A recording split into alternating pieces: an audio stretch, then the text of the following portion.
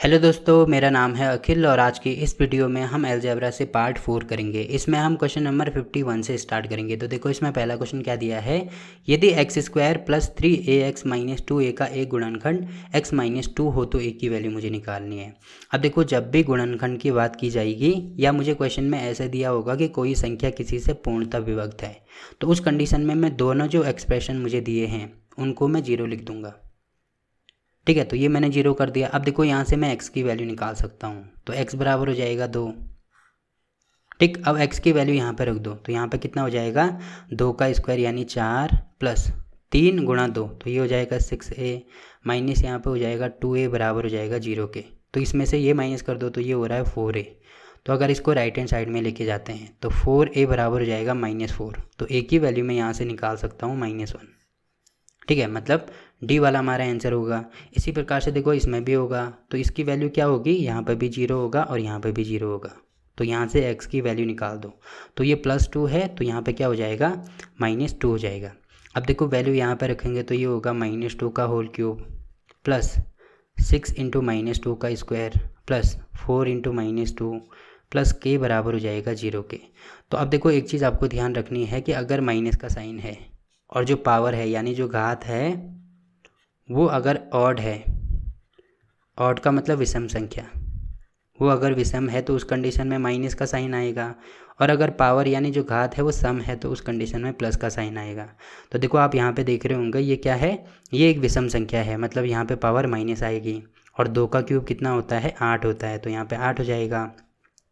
यहाँ पे देखो प्लस हो जाएगा 6 इंटू, यहाँ पे क्या होगा 2 का स्क्वायर, देखो जो पावर है वो सम संख्या है, मतलब यहाँ पे प्लस आएगा तो 2 का स्क्वायर हो जाएगा 4। अब यहाँ पे माइनस है तो यहाँ पे प्लस है, तो माइनस प्लस का माइनस हो जाएगा, तो 4 दूनी 8 प्लस के बराबर हो जाएगा 0। अब देखो ये भी माइनस है ये भी माइनस है, तो ये आपस में जुड़ जाएंगे, पर साइन क्या आएगा माइनस का आएगा, तो 8 और 8 16 हो जाएंगे। देखो ये चीज़ आपके समझ में नहीं आ रही, तो अगर यहाँ से मैं माइनस कॉमन लेता हूँ, तो यहाँ से मैंने माइनस कॉमन लिया तो यहाँ पे बचा 8, यहाँ से भी माइनस कॉमन आएगा तो यहाँ पे प्लस होगा 8 के। तो साइन तो माइनस का आएगा बट ये आपस में जुड़ जाएंगे, तो ये 16 हो गया, यहाँ पे होगा प्लस 6 को 24 प्लस के बराबर हो जाएगा 0। अब इसमें से ये माइनस करेंगे तो यहाँ पे आएगा 8, अब इसको इधर लेके आओ तो ये हो जाएगा माइनस के, तो के की वैल्यू आ रही है यहाँ से -8, मतलब सी वाला हमारा आंसर हो जाएगा। ठीक है, तो इस प्रकार से इसको भी सॉल्व कर सकते हैं। अब देखो इसमें अगला क्वेश्चन क्या दिया है, देखो इसमें भी मुझे क्या दिया है कि ये जो एक्सप्रेशन है पूर्णतः x + 2 से विभाजित है, तो यहाँ पे भी इसकी वैल्यू भी 0 होगी और इसकी वैल्यू भी 0 होगी। तो यहाँ से मैं x की वैल्यू निकाल सकता हूँ -2। तो अब x की वैल्यू यहाँ पे रख देंगे तो यहाँ पे क्या होगा -2 का क्यूब माइनस यहाँ पे होगा 5 इंटू -2 का स्क्वायर प्लस 4 के बराबर हो जाएगा 0 के। अब देखो यहाँ पे घात विषम आ रही है, मतलब माइनस आएगा और 2 का क्यूब होता है 8। यहाँ पे क्या है सम है, तो ये प्लस आएगा, तो ये प्लस है ये माइनस है, तो यहाँ पे माइनस होगा, और 2 का स्क्वायर 4 गुणा 5, तो ये हो जाएगा 20 प्लस 4 के बराबर हो जाएगा 0 के। तो इसको जोड़ देंगे तो यहाँ पे -28 बराबर हो जाएगा -4 के। तो के की वैल्यू यहाँ से आएगी, इससे ये कैंसिल और इससे ये कैंसिल, यहाँ पे होगा 7। तो के बराबर आ रहा है 7, मतलब कौन सा हमारा आंसर, सी वाला हमारा आंसर। अब देखो इसी प्रकार से ये वाला क्वेश्चन भी होगा, तो यहाँ पे इसकी वैल्यू भी होगी 0 और इसकी वैल्यू भी होगी 0। तो यहाँ से x की वैल्यू आ रही है -1। अब -1 मैं यहाँ पे रख दूंगा तो -1 की पावर 100 प्लस -1 की पावर 99 प्लस के बराबर हो जाएगा 0 के। तो मैंने आपको क्या बोला कि जब माइनस हो तो पावर अगर सम है तो प्लस का साइन आएगा, और पावर अगर विषम है तो माइनस का साइन आएगा। और यहाँ पे आप देख रहे होंगे -1 की पावर 100 है, यानी सम संख्या है, और 1 की पावर कितनी भी हो हमेशा 1 ही आता है, तो यहाँ पे तो आएगा 1। अब देखो माइनस आएगा कि प्लस आएगा, तो जो 100 है वो सम संख्या है, मतलब प्लस आएगा, तो यहाँ पे मैं प्लस लिख दूंगा। इसी प्रकार से यहाँ पे होगा प्लस। अब देखो यहाँ पे 1 की पावर 99 है, मतलब ये तो 1 होगा। अब यहाँ पे माइनस आ रहा है तो ये संख्या विषम है, पावर जो है वो विषम है, इसका मतलब क्या आएगा माइनस आएगा, तो यहाँ पे मैं माइनस लिख दूंगा। तो प्लस में के बराबर हो जाएगा 0। अब देखो ये +1 है ये -1 है, तो इससे ये कैंसिल हो जाएगा, यानी के बराबर आ रहा है 0। ठीक, तो इसका मतलब डी वाला हमारा आंसर हो जाएगा। अब देखो अगला क्वेश्चन क्या दिया है, देखो इसमें भी मुझे गुणनखंड निकालना है, मतलब इसकी वैल्यू भी होगी 0 और इसकी वैल्यू भी होगी 0। तो यहाँ पे आएगा x बराबर -6, तो अब यहाँ पे वैल्यू रख दो तो ये हो जाएगा -6 का क्यूब प्लस 3 इंटू -6 का स्क्वायर प्लस 4 इंटू -6 और प्लस में k बराबर हो जाएगा 0। तो यहाँ पे देखो पावर जो है वो विषम है, मतलब माइनस आएगा और 6 का क्यूब होता है 216। तो ये मैंने कर दिया। अब देखो ये पावर सम है तो यहाँ पे प्लस का साइन आएगा, तो प्लस और प्लस ये प्लस हो जाएगा। 6 का स्क्वायर होता है 36, तो 36 गुणा 3 यानी 6 3 18 को 8, 3 3 9 और 1 10, तो ये 108 हो गया। और माइनस में 6 गुणा 4 तो ये होगा 24, प्लस में k बराबर हो जाएगा 0।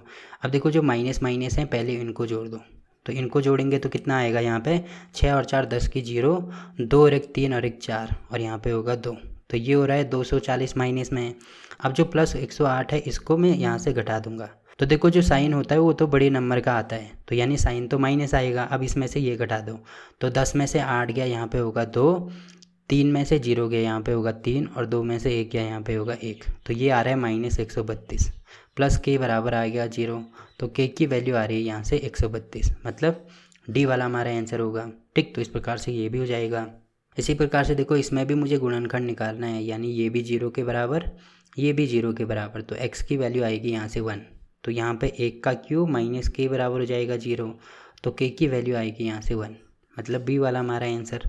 अब देखो अगला क्वेश्चन क्या दिया है, देखो इसमें मुझे क्या दिया है, ये एक्सप्रेशन मुझे दिया है और इसमें मुझे दो गुणनखंड दिए हैं, एक तो ये दिया है एक ये दिया है, तो सबको मैं 0 के बराबर लिख दूंगा, तो ये मैंने कर दिया। अब देखो यहाँ से x की वैल्यू एक तो आ रही है 1 और x की वैल्यू 1 आ रही है -2, तो अगर मैं x की वैल्यू 1 रखता हूँ तो यहाँ पे हो जाएगा 1 प्लस 10 इंटू 1 का स्क्वायर तो 1 ही होगा, plus m into 1 plus n बराबर हो जाएगा 0।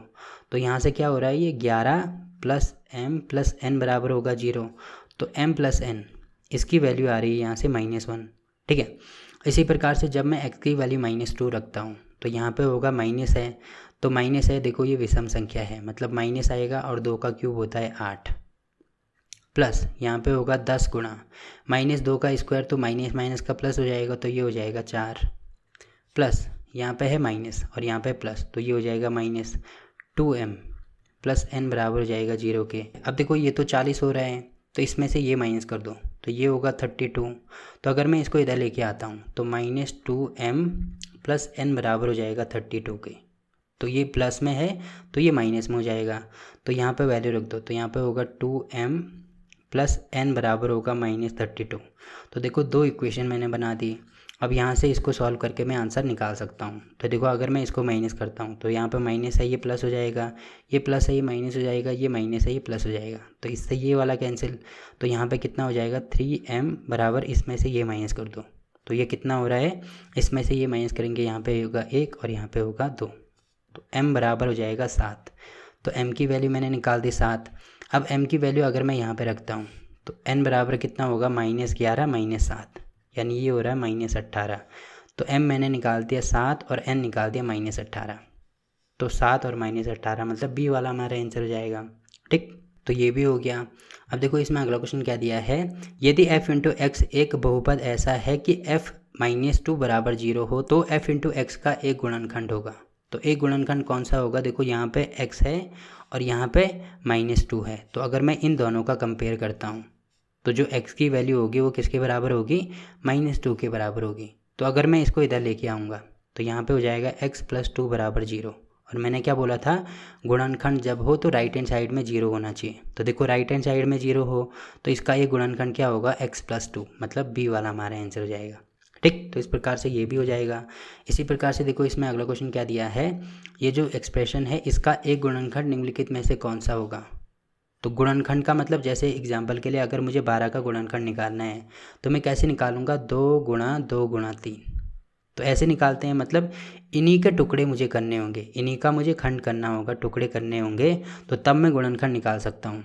तो जैसे मैंने यहाँ पे 12 का निकाला तो इसी प्रकार से यहाँ पे भी इसके टुकड़े करके मुझे इसका एक गुणनखंड निकालना है। तो मैं कैसे निकालूंगा, देखो अगर मैं ये वाले दो पद को देखता हूँ तो यहाँ पे देखो x² यहाँ पे भी है यहाँ पे भी है, तो अगर मैं x² कॉमन लेके आता हूँ तो यहाँ पे क्या बचेगा 3x और यहाँ पे बचेगा 1। इसी प्रकार से अगर मैं यहाँ से -4 कॉमन लेता हूँ तो यहाँ से मैंने -4 कॉमन ले लिया, तो 12 को मैं लिख सकता हूँ 3 गुणा 4, तो एक तो मैंने माइनस कॉमन ले लिया, एक 4 कॉमन ले लिया, तो बचेगा क्या, एक तो 3 बचेगा, एक तो x बचेगा, तो यहाँ पे होगा 3x और साथ में यहाँ से भी मैंने माइनस कॉमन ले लिया, तो यहाँ पे होगा प्लस, और 4 भी कॉमन ले लिया, तो यहाँ पे बचेगा 1। अब देखो 3x+1 यहाँ पे भी है, 3x+1 यहाँ पे भी है, तो इसको भी कॉमन ले लो। तो अगर मैं 3x+1 कॉमन लेता हूँ तो यहाँ पे क्या बचेगा, x² - 4। तो देखो बीच में मल्टीप्लिकेशन का साइन है, तो जैसे इसका गुणनखंड निकालना है तो 2 इसका एक गुणनखंड होगा और 3 इसका एक गुणनखंड होगा, क्योंकि बीच में मल्टीप्लिकेशन का साइन है। इसी प्रकार से देखो यहाँ पे बीच में मल्टीप्लिकेशन का साइन है, तो एक गुणनखंड ये वाला हो जाएगा और एक गुणनखंड ये वाला हो जाएगा। तो देखो इसको भी मैं क्या लिख सकता हूँ, इसको मैं लिख सकता हूँ x² - 2 का स्क्वायर, यानी a² - b² यूज़ कर सकता हूँ, तो x - 2 और x+2 में इसमें लिख सकता हूँ। तो ये तीनों इसके गुणनखंड हो गए। जबकि मुझे आंसर में क्या दिया है, एक तो दिया है 3x - 1, तो ये तो नहीं होगा। 3x+1, तो यहाँ पे 3x+1 मतलब ये वाला हमारा आंसर हो जाएगा। ठीक है, बाकी इनमें से कोई सा भी दिया होता तो वो हमारा आंसर हो जाता। ठीक, तो इस प्रकार से इसको भी सॉल्व करेंगे।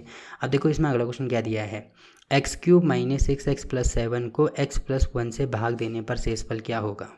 तो शेषफल यानी इसमें मुझे रिमाइंडर निकालना है, और मैंने आपको पहले भी क्या बोला था कि कोई भी संख्या अगर पूर्णतः विभाजित होती है तो उस कंडीशन में हम दोनों को 0 लिख देते हैं। तो अगर मैं इसको 0 लिख देता हूँ, मतलब अगर मैं ये मानता हूँ कि ये इसको पूरी तरीके से विभाजित कर देती है, तो देखो करती है कि नहीं करती, एक बार चेक करते हैं। तो अगर मैं x की वैल्यू निकालूँ तो -1 हो जाएगी।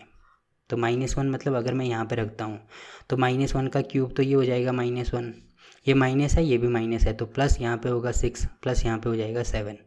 तो इसमें से ये माइनस करेंगे, यहाँ पे होगा 5, और इन दोनों को जोड़ेंगे तो यहाँ पे कितना हो जाएगा, 7 और 5 12।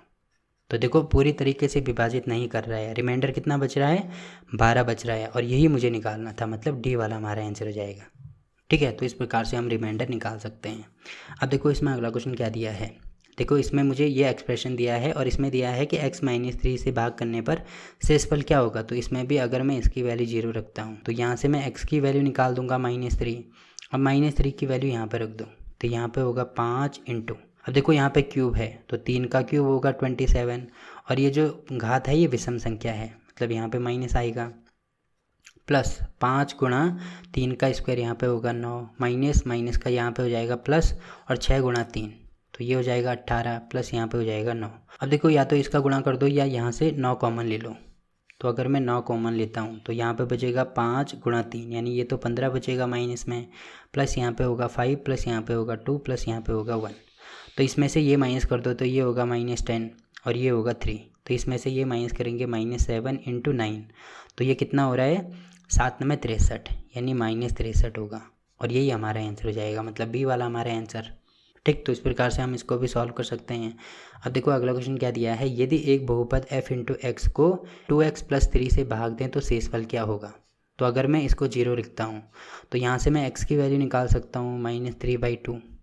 तो अगर मैं x की वैल्यू यहाँ पे रखता हूँ तो यहाँ पे क्या हो जाएगा f × -3/2। तो यही मुझे निकालना था, मतलब डी वाला हमारा आंसर। अब देखो अगला क्वेश्चन क्या दिया है, देखो इसमें दिया है कि x⁻11 + 1, तो x + 1 से भाग देने पर शेषफल क्या होगा। तो इसकी वैल्यू 0 रख दो तो x बराबर आ रहा है -1, अब यहाँ पे होगा -1 + 1, तो ये आ रहा है 0, मतलब ए वाला हमारा आंसर। इसी प्रकार से इसमें भी होगा, तो देखो अगर मैं बराबर 0 करता हूँ तो x की वैल्यू आएगी -1/2, अब वैल्यू रख दो तो यहाँ पे हो जाएगा 2, क्योंकि ये पावर विषम है तो यहाँ पर माइनस आएगा इंटू 1/, इसका क्यूब होगा 8, प्लस यहाँ पे होगा 5 गुणा 1/2 का स्क्वायर होगा 4, देखो ये माइनस है ये माइनस है तो ये प्लस हो जाएगा, यहाँ पे होगा 4/2 -6, तो अब ये कितना आ रहा है, इससे ये कैंसिल कर दो, यहाँ पे होगा 4, फिर यहाँ पे भी है 4, इससे ये कैंसिल कर दो, या यहाँ पे एलसीएम निकाल दो 4। तो देखो यहाँ पे 4 है, यहाँ पे 4 है, तो यहाँ पे भी मुझे 4 बनाना होगा, तो उसके लिए 2 से गुणा करेंगे ऊपर और नीचे। यहाँ पे 4 बनाना है तो इसको गुणा कर दो, तो बटे में आ रहा है 4, यहाँ पे होगा -1 + 5, यहाँ पे होगा प्लस 4 दूनी 8 -6 चौको 24, तो इनको जोड़ दो पहले, तो 8 और 5 13, 13 में से 1 माइनस करेंगे तो 12, तो 12 में से 24 माइनस करेंगे तो -12/4, तो ये हो रहा है -3, मतलब बी वाला हमारा आंसर। ठीक है, तो ये भी हो गया। अब देखो अगला क्वेश्चन क्या दिया है, यदि n एक धन पूर्णांक हो तो x⁻n पूर्णतः x-1 से विभक्त होगा। कब विभक्त होगा, जब इसमें दिया है कि n के सभी मानों के लिए केवल n के सम मानों के लिए, केवल n के विषम मानों के लिए, केवल n के अभाज्य मानों के लिए। तो देखो अगर मैं यहाँ पे n की वैल्यू सम रखता हूँ तो यहाँ पे सम रखने का मतलब सम संख्या 2 है, तो यहाँ पे अगर मैं 2 रखता हूँ तो यहाँ पे भी 2 रख दूँ, तो ये हो जाएगा एक्स स्क्वायर माइनस ए स्क्वायर। तो इसको मैं क्या लिख सकता हूँ, एक्स माइनस ए इंटू एक्स प्लस ए लिख सकता हूँ। तो देखो ये इससे पूरी तरीके से विभाजित हो रहा है, क्योंकि यहाँ पे x माइनस ए आ रहा है और इसी से मुझे इसको विभाजित करना है। तो ये हो गया, यानी सम संख्या के लिए ये तो विभाजित होगा। इसी प्रकार से मैं यहाँ पे n की वैल्यू विषम संख्या रखता हूँ। तो विषम संख्या रखने का मतलब अगर मैं यहाँ पे 1 रखता हूँ तो यहाँ पे होगा x की पावर 1 माइनस ए की पावर 1, तो ये क्या हो जाएगा x माइनस ए। तो ये भी इससे पूरी तरीके से विभाजित हो जाएगा। इसका मतलब मैं कह सकता हूँ कि सम और विषम सभी मानों के लिए जो x की वैल्यू होगी वो इससे पूर्णतः विभाजित होगी, मतलब ए वाला हमारा आंसर हो जाएगा। इसी प्रकार से देखो अगर मैं ये वाला क्वेश्चन सॉल्व करता हूँ, इसमें दिया है यदि n एक धन पूर्णांक है तो x की पावर n माइनस ए की पावर n पूर्णतः विभक्त होगी किससे, x प्लस ए से। तो कब होगी, देखो अगर मैं सम संख्या रखता हूँ, तो सम संख्या मतलब अगर मैं 2 रखता हूँ तो यहाँ पे होगा x की पावर 2 माइनस ए की पावर 2, तो ये होगा x माइनस ए और x प्लस ए। तो देखो यहाँ पे x प्लस ए आ रहा है जो कि इससे पूरी तरीके से विभाजित हो जाएगा, मतलब सम संख्या के लिए तो ये तो विभाजित होगा। और अगर मैं विषम संख्या रखता हूँ तो यहाँ पे अगर मैं n की वैल्यू 1 रखता हूँ तो यहाँ पे होगा x माइनस ए, तो ये हो रहा है x प्लस ए, ये हो रहा है x माइनस ए, तो ये तो इससे पूरी तरीके से विभाजित नहीं होगा। तो मैं यहाँ पे कह सकता हूँ कि केवल सम संख्याओं के लिए ये इससे विभाजित होगा। तो यहाँ पे सम संख्या कौन सी है, बी वाली है, मतलब ये हमारा आंसर हो जाएगा। इसी प्रकार से देखो इसमें भी मुझे क्या दिया है कि x की पावर n प्लस ए की पावर n पूर्णतः x प्लस 1 से विभक्त होगा। तो अगर मैं सम संख्या रखता हूँ तो सम संख्या मतलब अगर मैं 2 रखता हूँ तो यहाँ पे हो जाएगा एक्स स्क्वायर प्लस यहाँ पे होगा ए स्क्वायर। अब देखो ये ज़रूरी नहीं है कि ये इससे पूर्णतः विभक्त हो जाए, क्योंकि इसका तो मैं फैक्टर भी नहीं कर सकता, तो सम संख्या के लिए ज़रूरी नहीं है। वहीं अगर मैं विषम संख्या रखता हूँ तो अगर मैं यहाँ पे 1 रखता हूँ तो यहाँ पे भी 1 हो जाएगा, तो यहाँ पे हो जाएगा x प्लस ए। अब देखो ये x प्लस ए हो रहा है, ये x प्लस ए हो रहा है, मतलब ये इससे पूरी तरीके से विभाजित हो जाएगा। तो मैं ये कह सकता हूँ कि सम संख्या के लिए तो ज़रूरी नहीं है, बट विषम संख्या इससे विभाजित हो जाएगी। तो यहाँ पे हो जाएगा केवल n के विषम मानों के लिए, मतलब सी वाला हमारा आंसर हो जाएगा। ठीक, तो ये भी हो गया। अब देखो इसमें अगला क्वेश्चन क्या दिया है, यदि n एक धन पूर्णांक हो तो x की पावर n प्लस ए की पावर n पूर्णतः विभक्त होगी x माइनस ए से। तो होगी कि नहीं होगी, देखो अगर मैं 2 रखता हूँ तो ये इससे पूरी तरीके से विभाजित नहीं होगी। वहीं अगर मैं 1 रखता हूँ तो तब भी यहाँ पे x प्लस ए हो रहा है, तो ये भी विभाजित नहीं हो रहा है। तो मतलब मैं ये कह सकता हूँ कि n के किसी भी मान के लिए ये इससे विभाजित नहीं होगी। ठीक, तो इस प्रकार से हम इसको भी सॉल्व कर सकते हैं। अब देखो इसके जो बाकी के क्वेश्चन हैं वो हम अगली वीडियो में कवर करेंगे। तो वीडियो अच्छा लगा तो वीडियो को लाइक कीजिए, शेयर कीजिए अपने दोस्तों के साथ और चैनल को सब्सक्राइब करना ना भूलें। तो मिलते हैं आपसे एक नए पार्ट में, तब तक के लिए बाय बाय।